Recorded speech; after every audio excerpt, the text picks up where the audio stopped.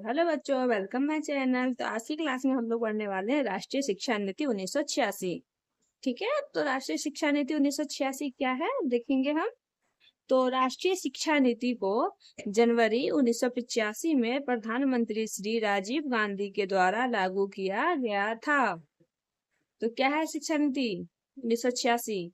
राष्ट्रीय शिक्षा नीति को जनवरी 1985 में प्रधानमंत्री श्री राजीव गांधी के द्वारा लागू किया गया था। राजीव गांधी ने कहा हमें अपने समाज को ऐसा समाज बनाना होगा जिसमें शिक्षा के प्रति हमेशा सम्मान बना रहे, क्योंकि यह एक ऐसी प्रक्रिया है जो जीवन भर चलती रहती है। क्योंकि ज्ञान को प्राप्त करने की कोई उम्र नहीं होती है, ज्ञान हम किसी भी एज में प्राप्त कर सकते हैं। तो इसलिए इसको शिक्षा के प्रति हमेशा सम्मान बना रहे। ठीक है, उसके आगे हम देखेंगे।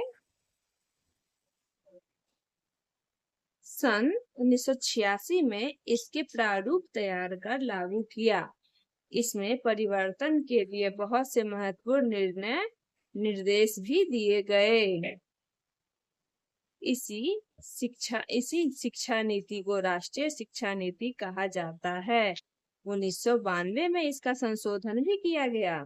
1986 की शिक्षा नीति की सुझाव, गुण और उसकी विशेषता। ठीक है, तो अब हम पढ़ेंगे शिक्षा नीति के सुझाव, गुण और विशेषता। तो ये देखिए, राष्ट्रीय शिक्षा कार्यक्रम, स्त्री शिक्षा, गणित एवं विज्ञान, पुस्तकों की गुणवत्ता, शिक्षा में समानता, उच्च शिक्षा एवं खुला विद्यालय, ऑपरेशन ब्लैक बोर्ड, शिक्षक, ग्रामीण विश्वविद्यालय, संख्यकों की शिक्षा, माध्यमिक शिक्षा का व्यवसाय, कंप्यूटर साक्षरता। उसके बाद हम देखेंगे एनसीपी 2005, राष्ट्रीय पाठ्यचर्या रूपरेखा 2005। ठीक है, तो ये देखिए, राष्ट्रीय पाठ्यचर्या रूपरेखा 2005 में हम देखेंगे भारत में किसी कक्षा में कौन से विषय को पढ़ाया जाएगा, उसकी एक रूपरेखा तैयार किया जाता है, उसे ही एनसीएफ 2005 कहते हैं। इसकी 5 रूपरेखा तैयार की गई थी। प्रथम था 1975, दूसरा था 1988, तीसरा था 2000 और चौथा 2005। एनसीएफ 2005 में कक्षा 1 से 12 तक के छात्रों को कब कैसे और क्या पढ़ाया जाए, उसके पढ़ाने के उद्देश्य क्या है,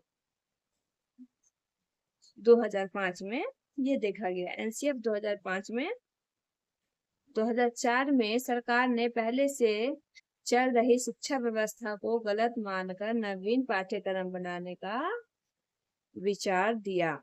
सभी सरकारों की सहमति से यह निर्णय लिया गया कि 21वीं सदी के शिक्षा व्यवस्था नवीन तकनीक के अनुसार किया जाए। इसके लिए सभी सदस्यों की एक समिति बनाई गई और 2005 में इसकी रूपरेखा बनकर हमारे सामने आई।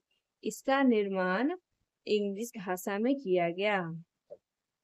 एनसीएफ 2005 में कुल 5 अध्याय है। परिप्रेक्ष्य, सीखना और ज्ञान, स्कूल की व्यवस्था का आकलन, विद्यालय तथा कक्षा का वातावरण, व्यवस्थागत सुधार। इसके आगे देखेंगे हम। तो पहला देखेंगे हम परिप्रेक्ष्य। परिप्रेक्ष्य होता क्या है?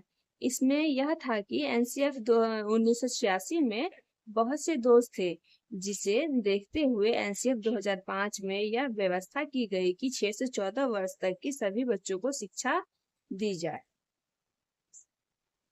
सेकंड था हमारा सीखना और ज्ञान। इसमें बच्चों के सिखाने पर जोर दिया गया ताकि वह ज्ञान की प्राप्ति कर सके। बच्चों के अनुभवों को अहम ध्यान देना, एक ऐसा ज्ञान देना जिससे वह अपने वास्तविक जीवन में भी उपयोग कर सके।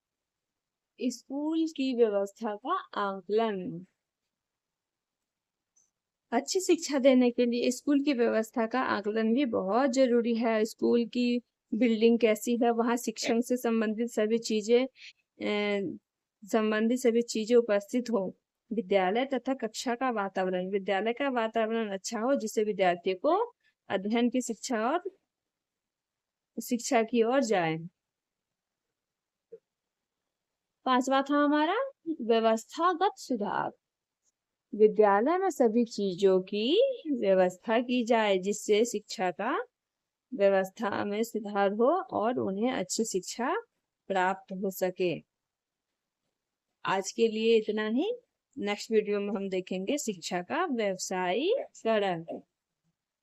ओके, बाय बाय बच्चों, मिलते हैं नेक्स्ट वीडियो में। अगर आप लोगों को मेरी वीडियो अच्छी लग रही हो तो कमेंट करके बताइएगा और मेरे चैनल को सब्सक्राइब कर दीजिएगा। Bye bye.